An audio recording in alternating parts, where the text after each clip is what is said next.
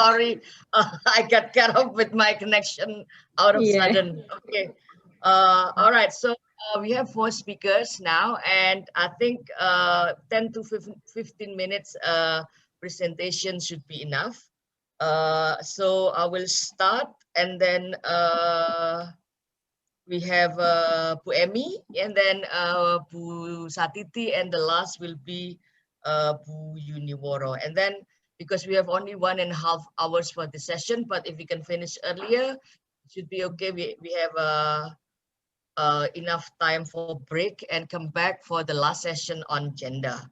Okay, this is the session is about the impact of coronavirus on especially on gender in Indonesia, and all of the speakers will be talk about the different impacts that gender has, if COVID has for the Indonesian. So I will, my presentation is about, it's pretty much a short one. I'm looking at especially what coronavirus has done to us in terms of gender, the time when we are now living the new normal, and how does it impact to us. Bill Gates, the co-founder of the Microsoft Corporation, said that the economic impact of this virus is very dramatic. Nothing like this has ever happened in our lifetime, but money, bring the economy back, and money, that's more of a reversible thing. We're going to take the pain in the economic dimension, huge pain, in order to minimize the debt dimensions. But if I may add, Gates' quote above definitely needs some extension. Not only that local, regional, national, and global economy is dramatically affected by the COVID-19, but also all sides of life, to include our mental health, our well-being, our view of life, and many others. So this is what I'm going to do. I'm going to discuss the effects of this virus on our life. Everyone is affected by this coronavirus differently depending on the social class, cultural background, countries they come from, and of course, different contexts.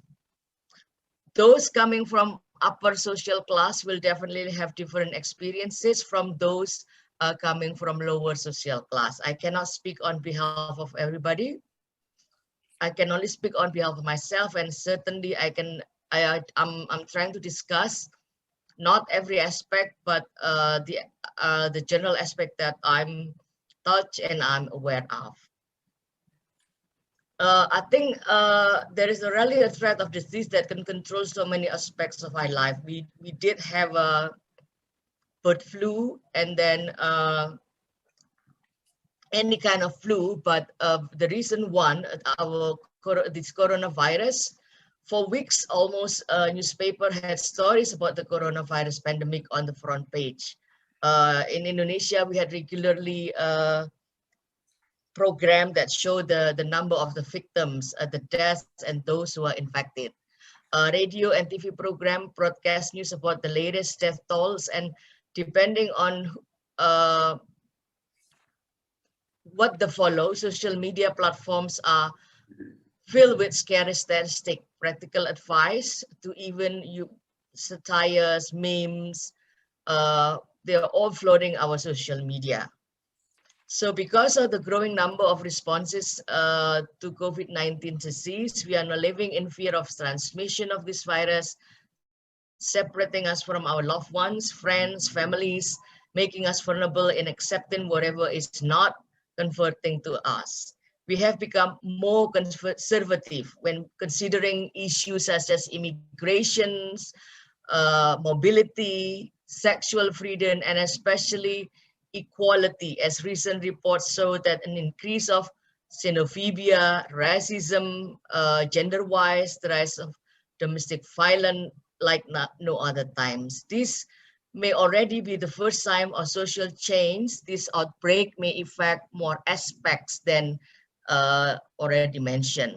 And then because I suppose all state leaders mandated quick response and care for the safety of The people, we have several rules like restrictions of what we used to have, dismissing schools entirely, eliminating face-to-face lecturers, schools, prohibiting people from engaging in crowd, including travel short and long distances. This restriction and regulation aim to stop the spread of this virus. However, these have tolls on us, especially on the economy and the social, political, and economic impact. The unemployment rate soars highly. Even the media informed that more than hundreds of millions people are out of job. So we have a lot of changes, right? With the health protocol following the outbreak of the virus, and now we are living in the new normals, like, physical distancing, uh, no face-to-face communications. We live in a new world, basically. So the question is, how long are we going to be like this? Can we be like this? Will we ever be able to hug other person, shake hands, or walking closely? Our world seems to be turned upside down. And our social life has changed completely too. Because of the virus, one of the impact in our social lives is a suspicion of new people and strangers to a greater extent, to even losing trust in the people who are around us or who we just meet or who you just know. We have become more conscious of the hygiene of our food consumptions.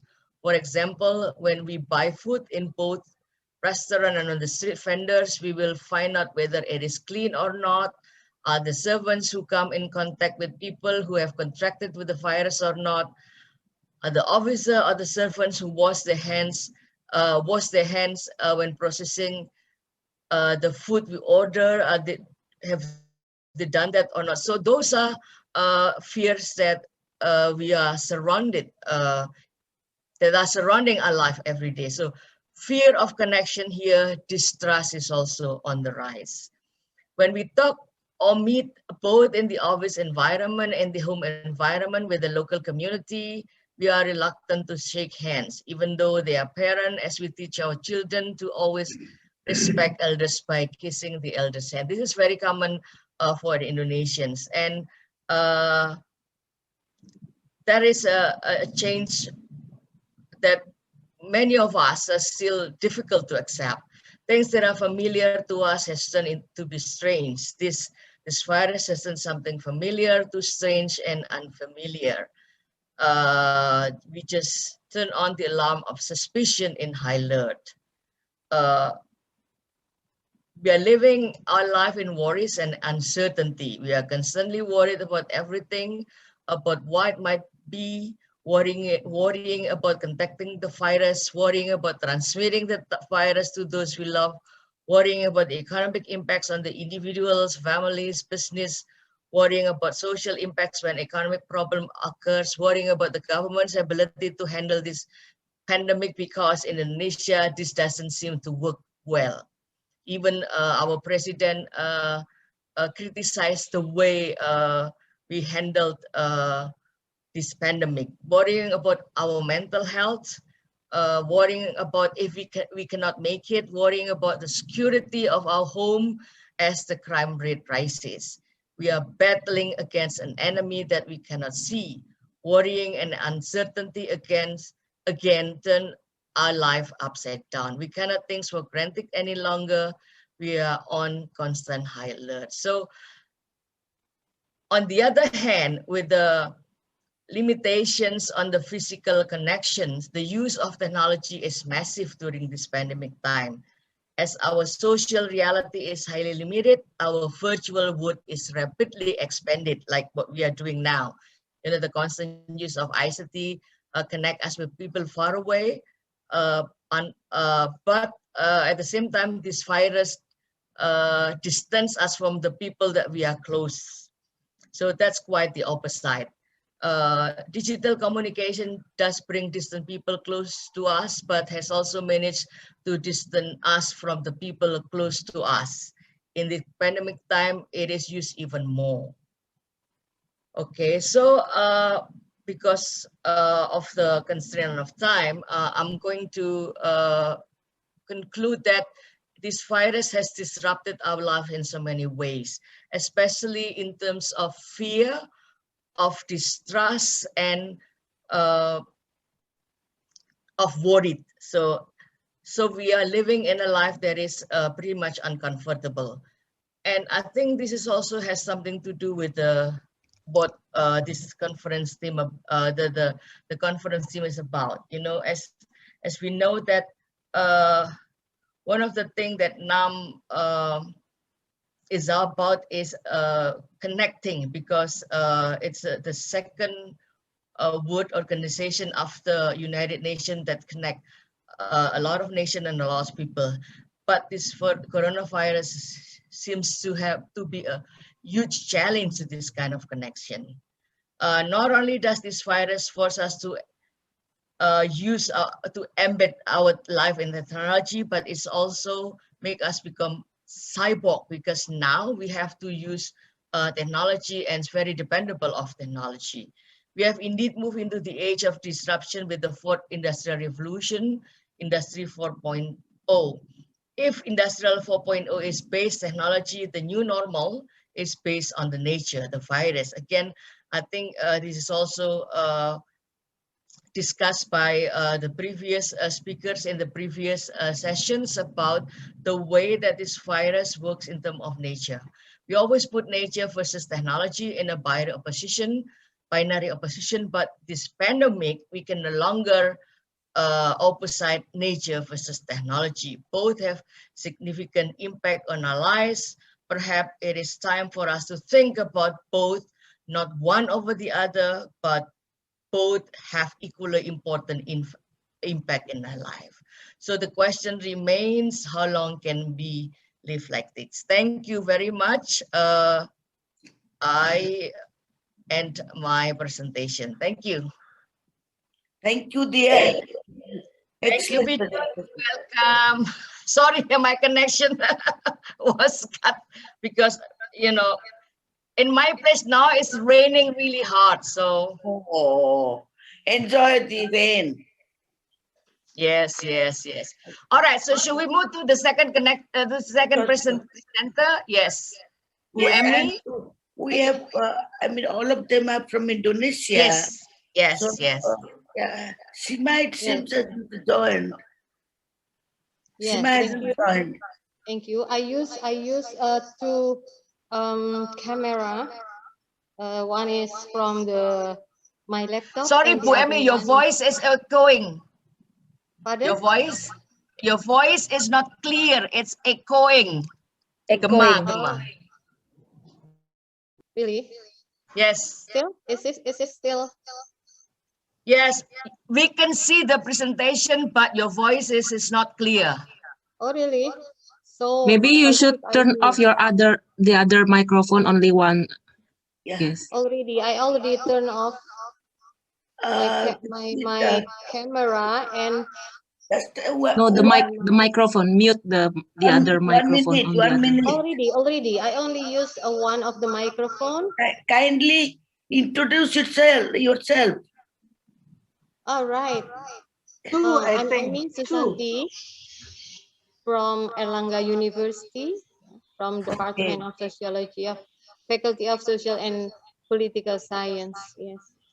I also work in the Center for Gender Studies. Right.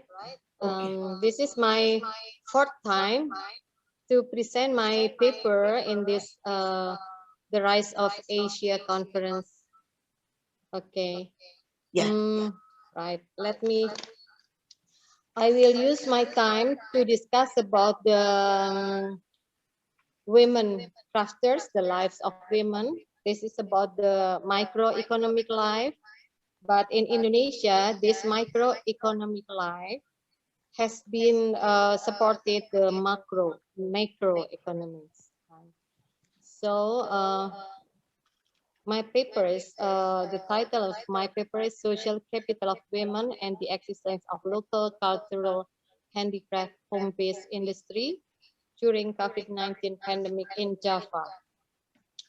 Right, this paper based on sociological empirical study in last year.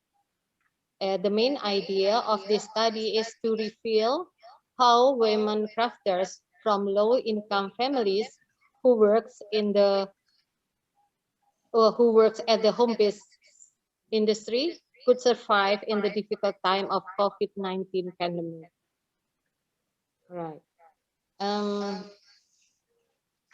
The background of this study is that local cultural handicrafts in Indonesia are produced and managed by women in private homes. Their existence is being eroded by factory-made handicraft products from within country and abroad. So we have here three types of handicrafts industry. The first one is batik, and the second one is clay craft, pottery, and the third one is anyaman bambu, woven bamboo. Yeah, right. And moreover, this local cultural handicraft production has been taught informally from generation to generation. Yeah, this is taught from grandma to the mother and to the daughter. That's from women to women, right?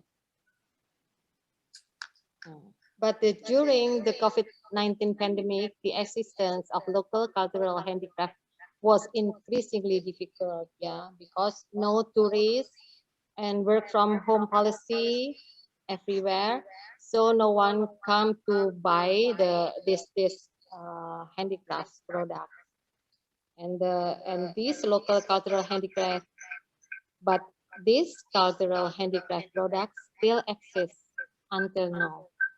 So what my question is, why they still exist, and what you call it as the survival strategies, and what they do during this COVID-19 pandemic. And from the sociological theory, I apply the social capital theory, which we would like to describe what's the social capital the women have in that industry. So our focus of the study is how women's social capital could sustain the existence of home-based industry of local cultural handicrafts during the COVID-19 pandemic. There are three types of social capital, according to Bidyut. The first one is the bonding type of social capital, the bridging type of social capital, and the linking type of social capital. The theoretical framework I use, I apply the Bidyut concept of social capital, right? And this is the definitions of social capital. And the point is that when we talk about the social capital, we will talk about the power, right? And also we talk about the social networks. That's the core ideas of the social capital from Bourdieu's theory. So we would like to see what kind of social capital that women's crafters have to sustain the existence of this home-based industry.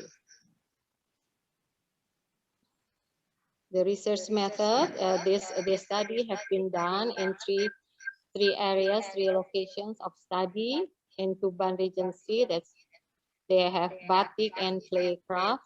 In Bantul, they have batik craft, and in Bogor, they also have woven bamboo craft.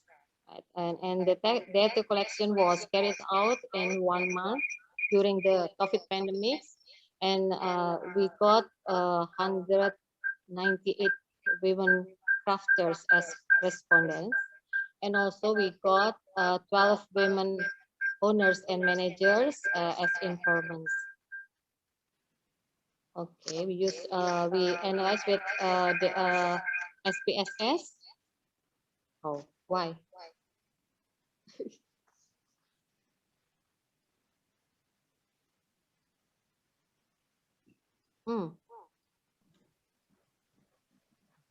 Your PowerPoint is gone. Okay, it comes yeah, back it's already, again. yeah, no. Okay, and this is the result of the study. First, I would like to show the profile of the home industry. We could see here that the average turnover per month is less than 500 US dollars. So this is what you call a very small industry, like cottage industry, something like that, right? So and the location is in the rural area, so all of them we can say as a low income from low income families. And oh, and this is the profile of women crafters. Yeah, they work spend time more than 8 hours per day. Even some of them spend time more than 10 hours per day. And it means that women crafters did not have time to do other work for life. This is the only paid work they have. And the majority of the women crafter earnings under lowest average wages in Java, which is below equivalent to 300 US dollar per month. So what we see here that in this community, they have what we call it as the bonding type of social capital. We could see here that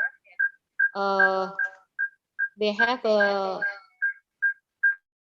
social network in the families, and this is the data we could see here that the husband and daughter always work or manage assist to manage the household work, and most of them stated that they don't have difficulties to manage paid working and household tasks to manage it. They don't have difficulties here.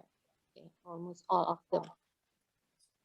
It also we also found that all women's crafters manage the industry, the cottage industry, for financial management, for production management, and also for marketing management. This is 98%, 95, 89, and even this is 100% in one of the location of the study, right? So here we could find the bonding type of social capital.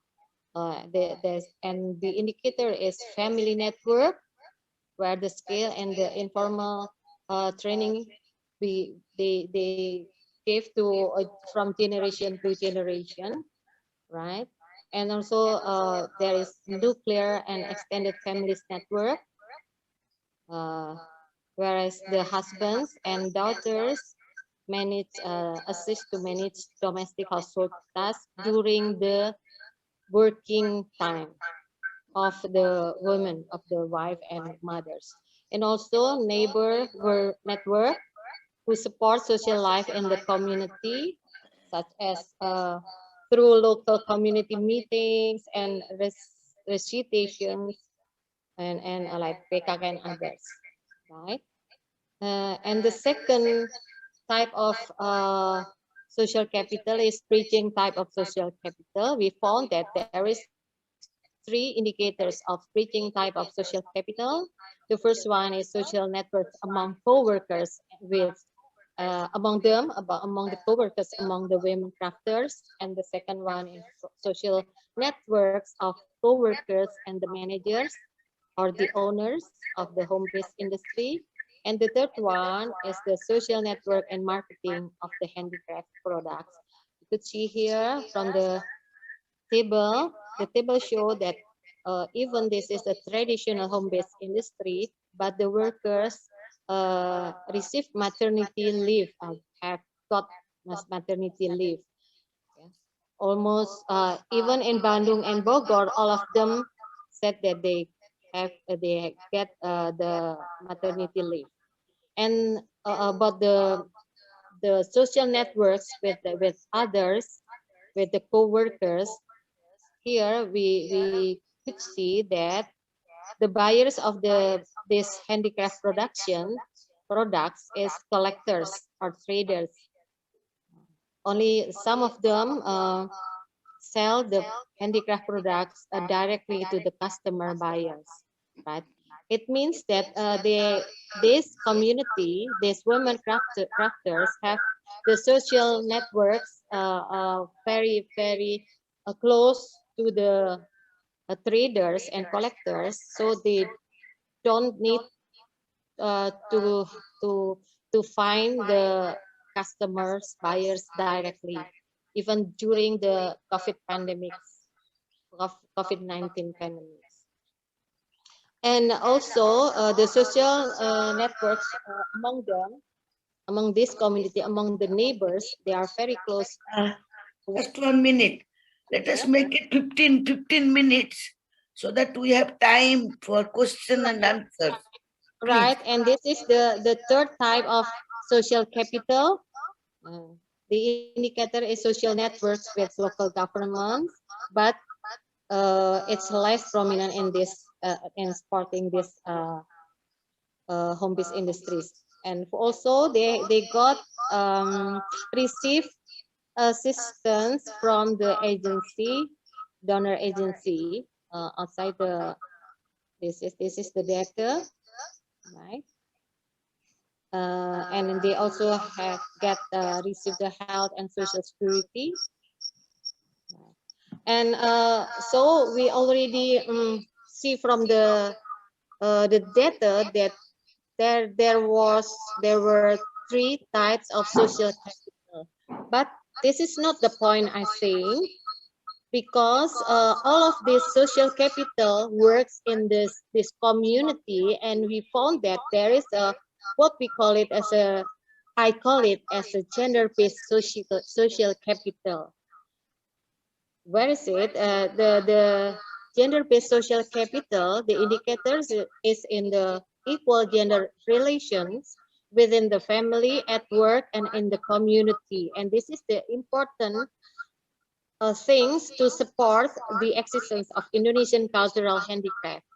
It's impossible that they will exist only based on that social capital, like the binding, the bridging, and the linking, without the equal gender relations as the base of all the relations in that community. So I call it there was a specific social capital, and I call it as a gender-based social capital.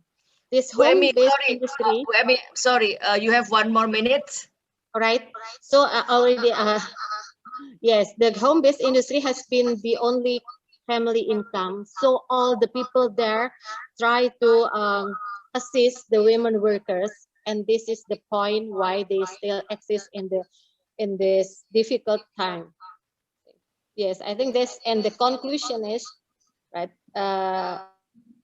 the equal gender relation is a gender-based, I call it as gender-based social capital, is very important, and this is the one who supported the existence of these home-based industries. And the recommendation, I think the government should have program to make specific program to women crafters to meet the strategic needs and practical needs. Okay, that's all. Thank you, Bu Emmy. Thank you, Bu Emmy. Thank you very much. Now, I will just, Diah, yes, one sentence I'll put, and it is that I'm glad that she talked about eco-gender social relations. capital. Yeah, eco-gender relations, and in terms of social capital, and she also used the culture. Yeah. Culture plays a very great and important role In fact, the same thing happens in Assam. Yeah. Daughter learns how to weave gamcha. And, when she gets married, she's given a charka, the weaving machine as a dowry, in the form of dowry. So, so much similarities we have. But I would like her to discuss more about the cultural aspects, in terms of living style, doing particular way, whether they think that this is sacred and this should be done on this day and all that. Secondly, is it sustainable? Yes, yes. Provide True. employment, Yeah. on a Yeah. sustainable Yeah. basis. Okay, let's go to the other. Yeah. Interesting, Yes. very interesting. Yeah. Paper. Yes. Yes, I think so. Yeah. It's Yeah, very interesting because we hardly talk about how important it is for culture as a source exactly. for women. Yeah. That's true.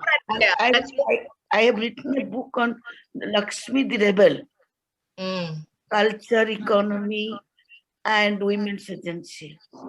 Okay. Okay. Culture, economy, and women agencies. Okay. Thank you, Bidyut. Now, Bu Satiti Kuntari, are you ready? Yes. Okay. Yes, you can start your presentation. No, Yeah, please introduce yourself. You Please, have 15 minutes. Briefly, Introduce yourself first, Bu. Yeah. Okay. First, I prepare the. Okay. I will introduce myself. I'm Satiti Kuntari. Kecil ya? You heard me? You heard me? Oh, yeah. We can hear you very clearly. Okay. Satiti Kuntari. I'm a dentist. So excuse me. Okay. Maybe you can pick the slideshow. Okay. Okay. I'm a dentist, but I'm from Pita Putih, Indonesia, and also from Women's Study Airlangga University. Maybe my topic is a little different, but it's still in a gender perspective. My topic is increasing knowledge of pregnant women and mother of toddler regarding dental health oral cavities during the COVID-19 pandemic in Indonesia. The influence of mother, especially their habit activity, would become a big matter for their children education, especially knowledge and attitude and their health habit. Based the mother knowledge, good attitude and belief toddler patronizing their mother. Okay. Maternal behavior is influenced as well as another various factors including social economy, social demography, supporting factors such as cultural, environment, and health personal facilities. Educating the mother who have high dental caries and oral hygiene could improve their attitude and change their habit and change their bad habit to the importance of their own oral health and the future health of their unborn baby in a better condition. Time delivery of education information and preventive therapy to the parent may reduce the incidence of ACC as its mean early childhood caries, prevent the need for dental rehabilitation and improve the oral health of their children. If mother has good knowledge, then their children will have good oral health because they can apply caries prevention strategies at the right time.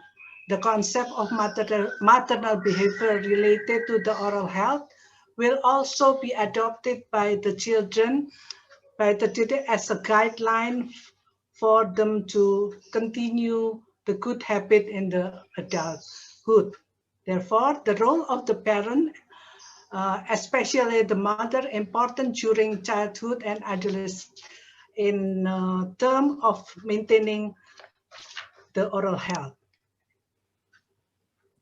Children in families with low socioeconomic status have a higher caries prevalence compared to children in families with a high social economic status.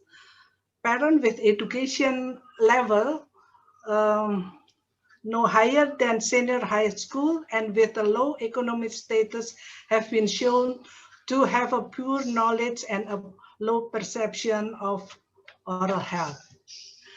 This is the condition before the pandemic COVID-19 that we can give a lecture to mother and in a village. They like this meeting because they can ask about dental health, especially for the children. This is the condition before the pandemic COVID-19. But after the pandemic COVID-19, there is a government restriction meeting. So for socialization about health must be door to door or by social media, for example, WhatsApp. The methodology, this is an observational analytic study. We conducted in several districts, three districts in East Java. This is an island in Indonesia, one of the island in Indonesia. There is in Sampang and also Malang and also Tuban. The respondent is 180 pregnant women and mother of children under 5 at the 3 research locations. And we gave a pre-test and post-test. And the other thing is we make an in-depth interview was obtained from the health cadres, pregnant mother and professional staff from Puskesmas. Puskesmas is a health facilities in Indonesia, in the village, I mean. This is the before we give the lecture material with a video lecturer, we give a pre-test with a Google, then we give a lecture material with the video and we share with the WhatsApp. The topic is about children's teeth developed in period pregnancy mother.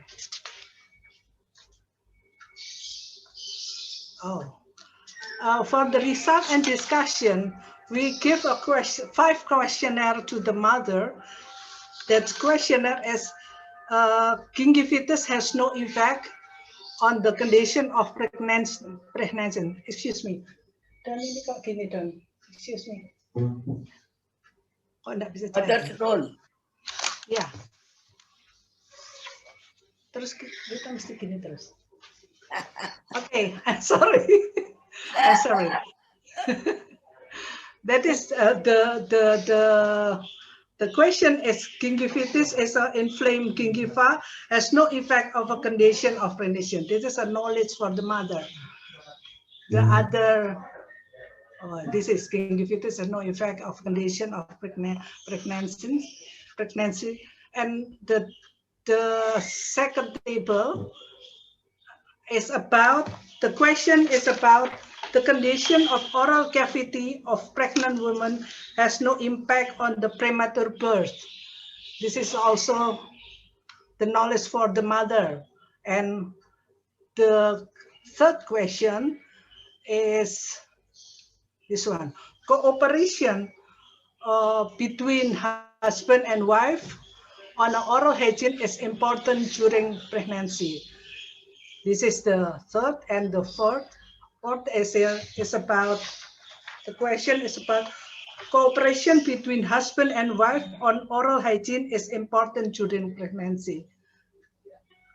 Yes, and the last is about the quality of children's teeth is determined by the nutrition of the mother during pregnancy. And when we give the pre-test and we give the lecture and we get a post-test after that, the result is better because there is, for example, the question number 1 is before the pre-test, we have a result that 50%, more than 50% mother didn't know about that knowledge, but after the post-test, they can answer it better.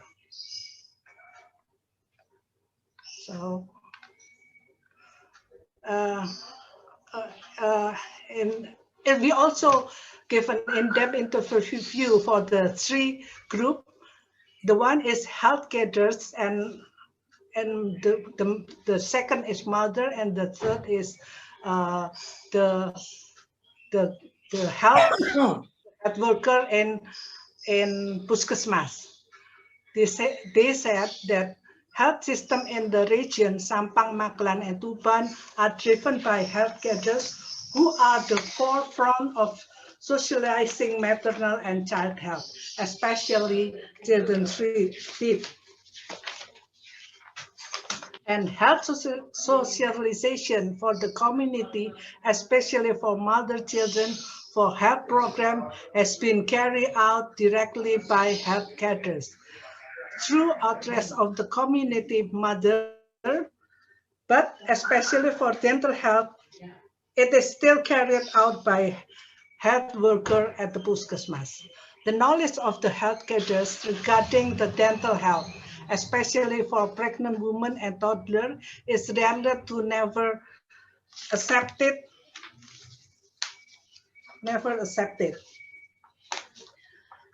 The existence of technology advance will accelerate the dissemination of knowledge to the community, especially mother. And more mothers have communication tools such as WhatsApp, Facebook, and email, so that health cadres can easily communicate with the community mother. There are areas that are very low economic. The internet network is lacking, so it cannot communicate properly. The other interview for the pregnant woman and mother of babies.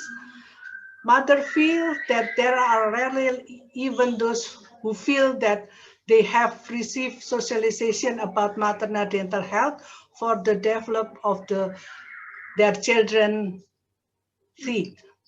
They feel that they have received information about pregnant women and children about general health and nutrition, but there are mothers who feel that improving nutrition during pregnancy also means nutrition teeth.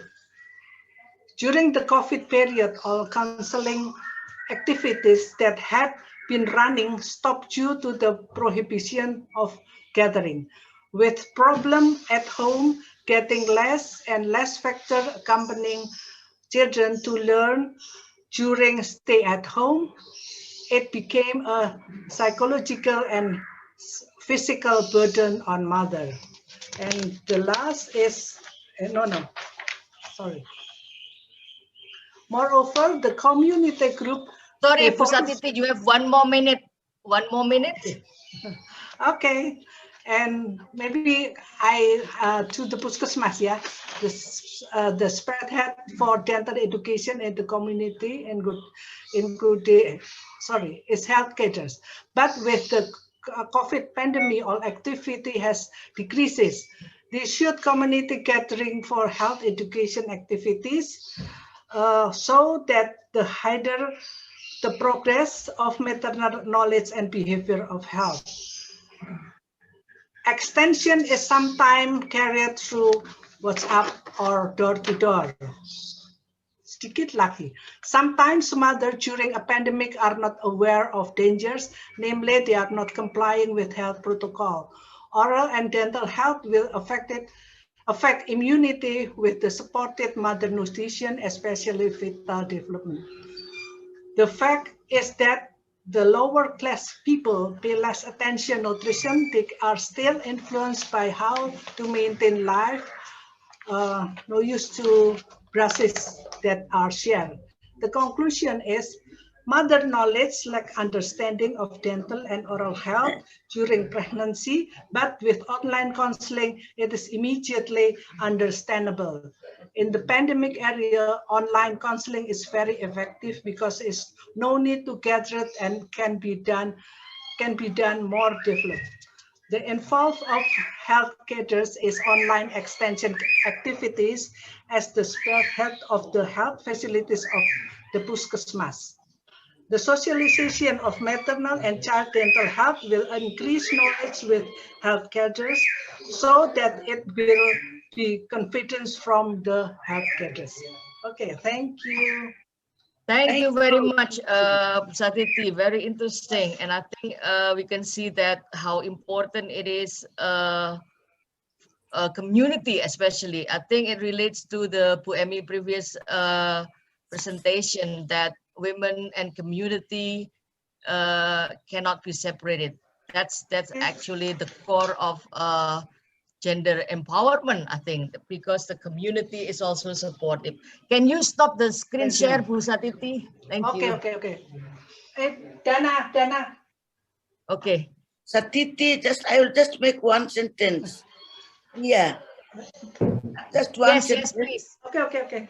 Satiti, you really, your presentation is excellent. And I think, it is well said. The mother is the first teacher of the child. Unless the mother is aware, child won't learn. And secondly, you are also right that the lower class people are less aware of their dental health and also nutrition.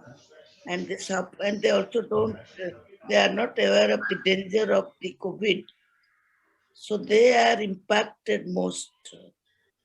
So your conclusion that online counseling will help, but do you think the connectivity, internet connectivity is good in the rural area, particularly in the tribal area and remote mountainous areas? I think Indonesia also has mountainous areas. Yes. Yeah. Yes. I think in some areas are good, Bidyut, but not in other areas, unfortunately. Exactly. And what happens there? Usually they go door to door. Yeah. What the health caterers usually do, if they cannot use the online counseling, they go door to door. That's one thing that they can do. Okay. Should we move to the next presenter? Yes, please. Yeah. Okay, please, Bu Yuniworo, and please introduce yourself first. Thank you. Okay, thank you. You have 15 minutes. Yeah. Let me share the screen. Thank you. Good afternoon and good morning, everybody, because we are in the different countries. We have different time. I am Sri Yuniworo Astuti. Let's call me Yuni. And I will to present my research with my partner, Vale Suaidi. I'm from Universitas Wijayapura, Surabaya, Indonesia. Actually, this research haven't finished yet because actually there are some places that I have to make a research.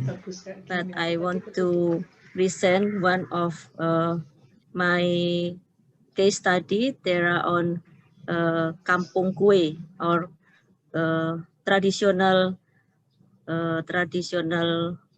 village cake. Kampung kue has been traditional village cakes in Surabaya. This is the background of our study. As we know that the COVID-19 pandemic has devastated almost all business and economic activities, resulting in higher unemployment and poverty rates. and the organized post-pandemic disaster recovery effort play an important role in rebuilding local and national economy. In dealing with such effort, it is known that sociopreneurship is a social movement solution in the economic sector that can provide business opportunities, which in turn can improve the national economy. In addition, to be sustainable, sociopreneurship able to provide an effective and tactical solutions to the economic problem in Indonesia. And from our observation and data, we know that the role of women contributes significantly to the success of sociopreneurship in Indonesia. So the purpose of our research is to describe how the woman sociopreneurship model in the economic recovery of Indonesian family during the COVID-19 pandemic. The study on small business group called Kampung in Surabaya. I use theoretical review that as we know that there are different between entrepreneur and sociopreneur can be seen from both the goals and business activities. A simple definition of a sociopreneur is someone who understands social problems and uses the entrepreneur's ability to make changes or social changes, especially covering the field of welfare, education, and health. The concept of social entrepreneurship and sociopreneur is a debate among researchers. Some use the term social entrepreneurship, some use the term sociopreneur.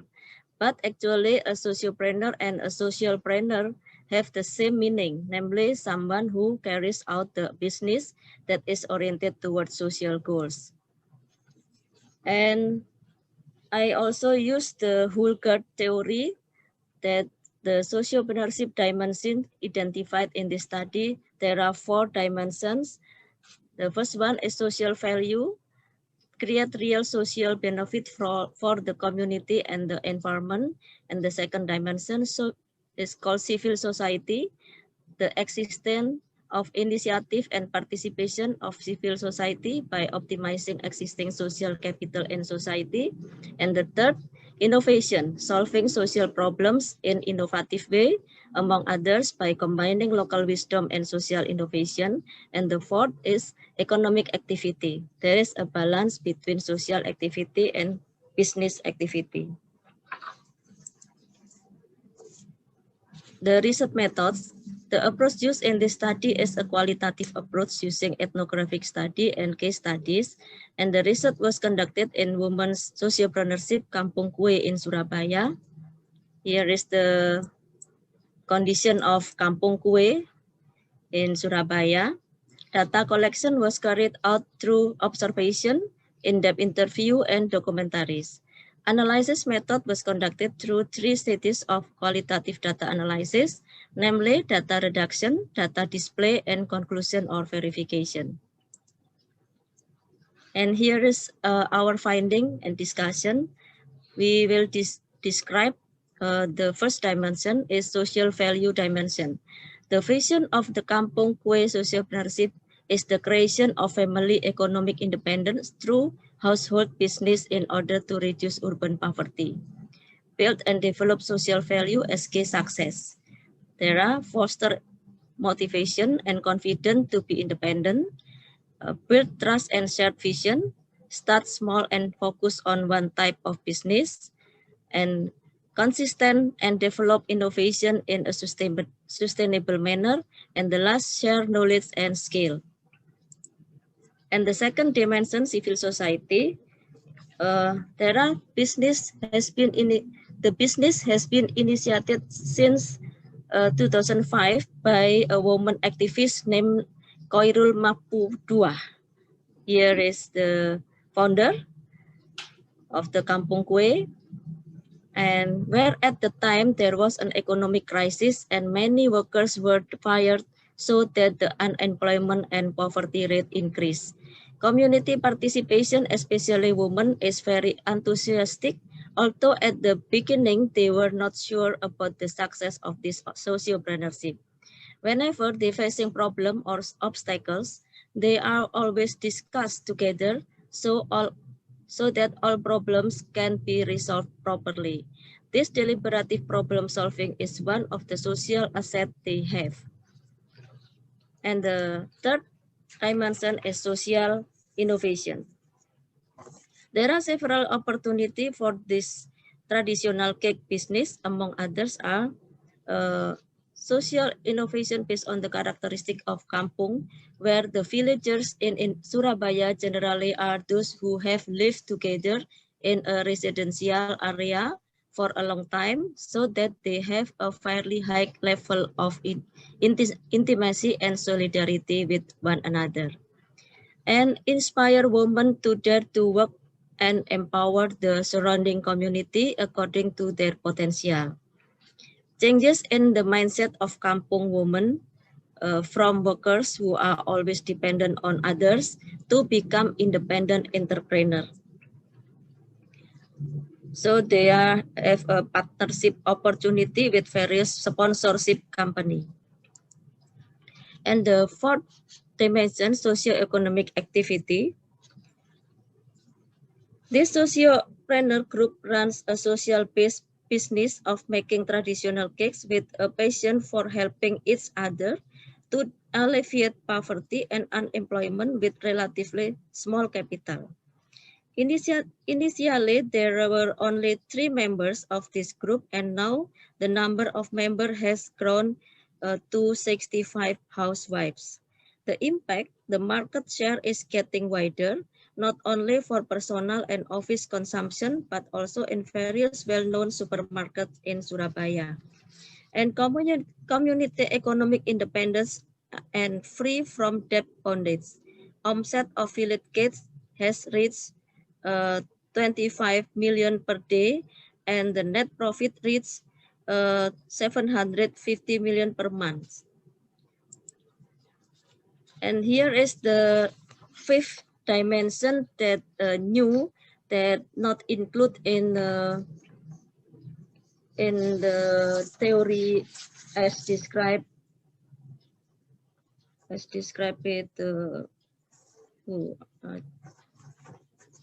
with the theory, and this is the new dimension that we found in the study.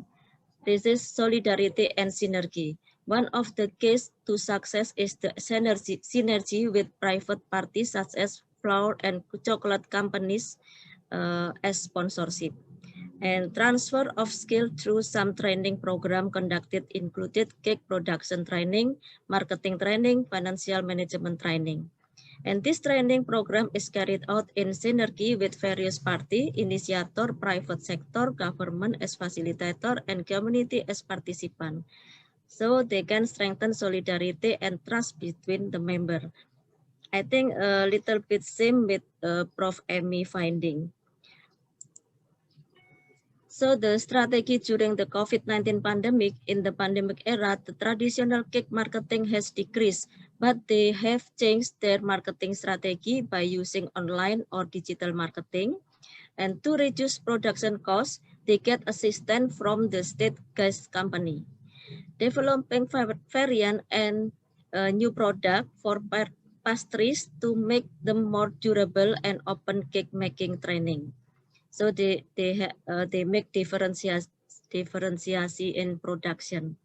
In Surabaya and Surabaya city government assistant to market their product to a wider market by developing Kampung Kue into a culinary tourism destination and developing the digitalization of micro, small, and medium enterprises. Here is the model that we propose.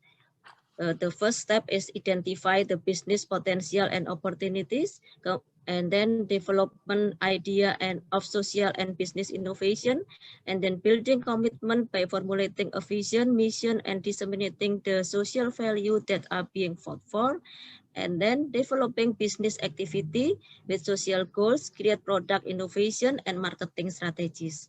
And finally, the business can be sustainable and social goals are achieved. And here are the supporting factors that are synergy and collaboration with the private sector and government, And the second is solidarity and trust for the existence of civil society. And the conclusion, in general, the sociopreneurship that is developed not only provide financial benefit, but also changes the housewife mindset from the less productive one to be more productive and creative thinking. And this goal has been successfully achieved by the sociopreneurship group Kampung Kue in Surabaya through the model described above. In addition to the 4 dimensions mentioned by Hulgard, it is also supported by the 5th dimension, namely solidarity and synergy for collaboration. I think that's all my presentation, and thank you. Thank you very much, Bu Yuni Woro. Thank you very much. I think the 4 presenters have finished their presentation, and what I can say about the presentation is that if related to NAM, you know, NAM proposes the notion of global solidarity, but in this presentation, I can see a very strong women's solidarity, right? Especially in the community of batik craft community, the Kampung Kue community, the healthcare community, and also other communities. So I think it reminds us, I think, very strongly that, well, in the previous presentation, we know that there are women who are victimized, like, you know, victims of rape, and then online, virtual online and offline, you know. But there are also women who react differently, right? Especially in this pandemic, in terms of economy. Because these women are, I can say that they are pillars of the economy, especially when the husband are fired because of the COVID, right? So we have more and more unemployment. They react, and, you know, they did what the best that can do. So that's very, very interesting. Thank you. Thank you very much for all the presenters. Is there any questions? Yes. I will just put one sentence. Sure. Diah, okay. You know, your definition of social entrepreneur is very interesting. It's comparable to entrepreneurship. But I have a question to you. Namely, you said that the villagers give lot of encouragement. But we know village generally is caste-ridden feudal society, and the patriarchy is entrenched in the mindset of men, community. So what happens to the family patriarchy, societal patriarchy, as well as political patriarchy? So let us not forget the role of patriarchy when you say solidarity of community, which encourage them to be entrepreneur, which is good. But do they face any obstacles in realizing this socio-entrepreneurship? Again, whether it is sustainable, whether people are not migrating under distress conditions during the COVID. And also, let us relate it to the NAM, which spread the gender equality. Thank you. Thank you. Excellent presentation. Yes. So, Bidyut, you asked about the socialpreneur in terms of patriarchy, right? Yeah. Is it a question for Uniworo? Yes. Suggestion, okay. I think. Yeah. What do you think, for Uniworo? How do you? Is it going to be like that? I mean, what about the patriarchy? I mean, these women work because the husbands are fired, right? Are employed. What happened to the husband? Will they still be like controlling, dominating the household where the wife work and they do nothing, or what? Yes, I think at the beginner, at the beginner, the women work because their husband is fired from job. But after the business is developed well, and then their economic is getting better, they can do their responsibility side by side, both from the wife side and from the husband side. I think it's equal. The husband do not have to control all of the economic activity doing by the wife, I think. Okay. How about the household work? That is share household work. Sorry, what's your question again? How about household work? Does it share the burden? Household, the job. Yeah, is it like the wife? Yes. Some family, the husband is helping their wife to doing their business. And household, like cooking, cleaning, who are doing that? Yeah. Okay. That's the cooperation between family member. Yeah, that's what I heard also, Bidyut. It's really interesting in that village because of the industry. The husband now is doing the feminine jobs. It's very interesting.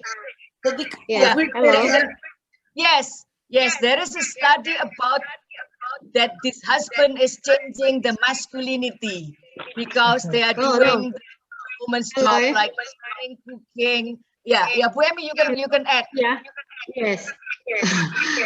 I think the situations in Indonesia, especially in rural area, different from those in the city or urban area, because in the rural area, amongst the low-income families, all of them work together to survive. So there's no rigid divisions of labor between men and women. All of the low-income family, the concentration is to get income to survive. So that's different from those from middle and upper class family. So what I found in my study in the home-based industry, because they are from low-income family, so they don't have problems to work together in the family. And this is more when the COVID-19 pandemics, during COVID-19 pandemics, they work together. So when Bidyut said that this is about the culture, and and according to me, this is about the gender-based social capital. This is different from culture, because culture is could be general or universal.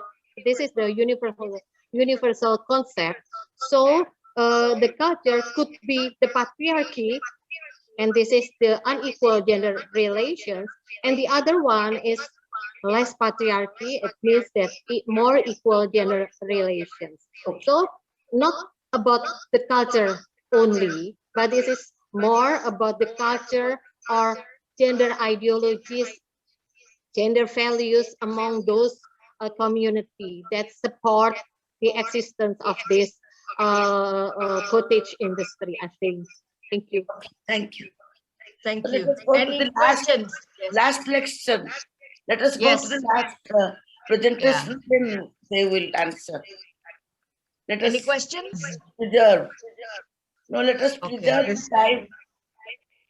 So let's go to the last presenter, then we'll come back. No, they all have presented with you. We only have 4. Yeah. It's done already. It's done. Yeah. Oh, this is question answer. Yeah. Okay. So there are 10 participants. I counted, and so let us find out if anybody else wants to ask any question, comments, remarks, or additional information. Please feel free. You can ask me the question. Yes, Kepi, please. Yeah. Thank you very much, Bu Diah. If Bu Emmy, please.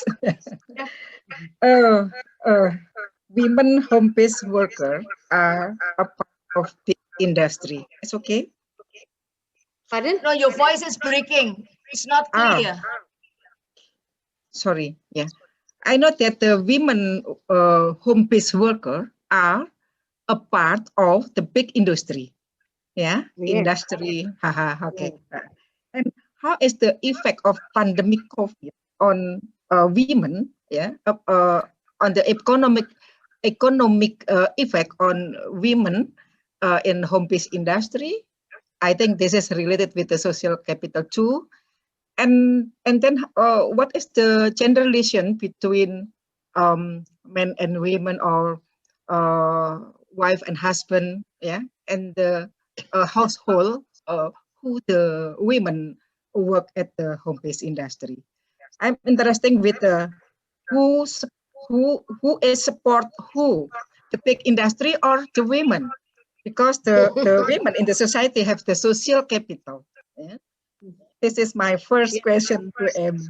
And number two is a little bit question or practical question for Ibu Satiti, please. Very, very private question maybe. During the pandemic COVID, I am afraid to go to the dentist, Bu Satiti, because I know that the one of the spread of the pandemic is by droplet or airborne like that. Do you have tips for me how to choose the good dentist or something like that? Thank you very much. Thank you. Bu Emmy, you can answer the questions. Okay. Yeah, Mbak Kevi. In other article, in my other article, I already discussed that actually the cottage industry, the small scale industry, were supported the manufacturing industries, especially in the type of the what you call it as a putting out system, right? So that's not the macroeconomy to support. I just want to leave the other one in the okay. So that was not the macroeconomic or the manufacturing industries who support the small industry, but the other way around. That's my argument, because I think the small scale industries, they already have what we call it as the social capital, right? So during the COVID pandemic, this type of home-based industry, small scale industry, cottage industries in Indonesia still exist. I think because of this social capital and plus the gender-based social capital, in my opinion. Thank you, Bu Kevi. Okay, thank you, Bu Emmy. Bu Satiti, can you answer? Your microphone, you're unmuted, please. Thank you. I think a dentist who practice in a COVID condition, she must use a complete disease or complete, what is it? Cloth. Hazmat. Yeah, hazmat. Yeah. So I think, but if you, what is ragu-ragu apa? If you in doubt, you only emergency care first. So the complete you can go to the dentist after COVID. I think. Okay, yeah. Okay. For emergency first, yeah. Well, emergency first. Yes, only emergency first, Bu. Okay, there is a one question. Wait. Yeah, that's emergency. Okay. Yeah. There's one question in chat from Mikfatur Rohmah. Everyone here is such an expert in their field. I would like to ask some tips. How can I contribute as a student to help women and other young women especially in terms of women's empowerment during this COVID-19 pandemic.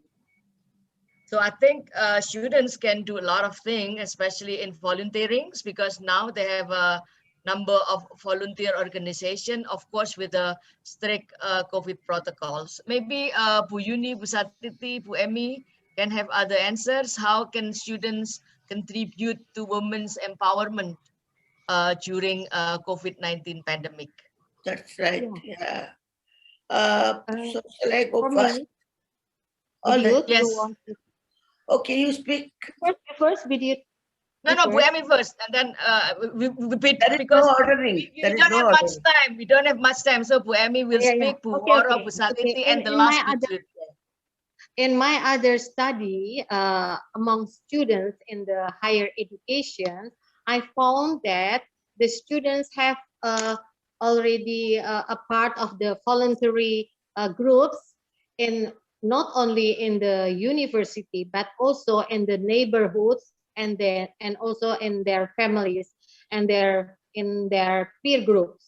So I think for the young women could help others women in their such communities, such groups in the university and also in the neighborhoods and their peer groups. I think that's the one that I found in my study. Thank Okay, you. Bu Satiti, thank you, Bu Emi. Bu Satiti, what can you suggest to students? For the women. Yeah, to help women during the we- COVID-19. Yeah, a simple habit for the simple habit, or for the youth women. And when you pregnant, you must know the nutrition for the pregnant woman to make the feet kuat apa ya? Strong. Strong, strong. Itu saya kira gitu. I think Okay. that's Okay, Bu Yuni Waro, any suggestion for students helping so they can help women empowerment? Yeah. Thank you. And my experience with my student, we can make a small group of the women or young women that we have to empower them. And then we can communicate or make a training by online. And only sometime we can meet directly. But I think the community or women community is familiar with the online or WhatsApp and something like that. So we can make the training or socialization, I think, more efficiently and effectively by online. Thank you. Okay, thank great. you. So All right, now Bidyut, yes. Yeah, I think it all depends, what does the young women want to become, whether she has innate quality to get empowered. I don't think she needs anybody's help to ignite the empowerment qualities within her. If she doesn't have that quality, nobody can help them. In fact, the student can find out whether she has that strong willpower to be independent and tackle her own problem and that of the society. You remember once our district panchayat president, she said it's a COVID war will be defeated. So that kind of quality if she has, so the student can strengthen and ignite that quality further. That much he or she can do. Nothing beyond that. I think that's my solution, one of the solutions. There can be many solutions. Diah, what is your reaction? Yes, thank you. I think, there's been a lot of things students can join right now. We have a number of volunteering organizations that students can join. And also, of course, you know, we ask to us women in what ways that they can be helped, because otherwise it seems that we are pushing them, you know, like, so let women speak and decide, you know, then we can help them. So I think Bidyut, is there any questions? One last question. One more question. One more question. Okay. Yeah, I think read the chat. No, it's already, yeah, we discussed it already. Yeah. Can I just add a comment? Yeah, yes, please. yes, Oh, Usa, yes. Usa, oh, great. Usa, I'm sorry, I was late today. Silent. Yeah, it was fascinating. I was late today, and that's why I was not very confident to speak. But I heard 2 of the presentations. But I think what intrigued me the most today was about the community, the house-based community, the house-based employment, where they are actually sharing the housework. We are also talking about whether the men are helping the women, because we take it for granted that it's women's work and therefore the men are supposed to help. Maybe that's the problem. But one of the presenters actually said that there's nothing like women's work and men's work, and they actually share their work. And because the main focus is to earn the money, right, and get the finances of the house. So that's very interesting. It reminds me of Marx's theory that Marx says that everything starts with economy. And so my question, or my what I'm intrigued with is, like, actually, so if there is economic equality, then would patriarchy go to the back burner? Yeah, thank you. So are you addressing to Emmy, Usa? Yes. Question? Yes. Okay. Oh, is it just I just want to repeat your question. Is it so when economy when there is economic equality will yeah, when there is economic equality, do you think that patriarchy will perish? Will be gone. No. Yeah. In my opinion, it's not, because my other study, not like that, the relations, because the economic equality is not directly relate to the what you call it, the patriarchy system. Yes, no, not like that, because I think the relation is more complicated, because this economic equality in the rural area already there, because they are poor family already there. So the economic equality was there in line with the non-patriarchy, less patriarchy system in that family. I think that's not because of the equality of the economic. In my other study, the economic equality not directly relate to the patriarchy. The patriarchy is still there when the gender relation is unequal. So the patriarchy is there. Even the women got more income compared to the husband. Yeah. Thank you. Now, Amy, yeah. Amy, it's not necessarily related then. I mean, it's a comment actually to Amy. Amy, you know, the women home-based industries, are they not, I mean, just are they not overburdened because they work longer to earn money under very, very insanitary conditions, very hazardous conditions. And also, they don't eat for longer time because, they think eating will take time. They also don't take care of their own health as well as, even sleep. What to speak of eating nutritious food. So are they overburdened? Yeah. So it's an overburden, yeah. Women. Yes, overburden, and also vulnerable. But in the case of the existence of this home industry, right? What my focus is there, why the home industry still exists during the COVID pandemic. And the point is, I found that of the important thing is the equal gender relation, more equal.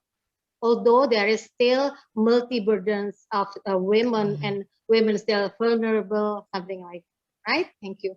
Okay, thank you, everybody. I think time is up. It's already 30 minutes, so we will be back in gender session 5 in 15 minutes. Take photo. Okay, take photo. Okay. I'll take photo. All of us. Yes. The cheese. All right. Cheese. Okay. 1, 2, 3, 4.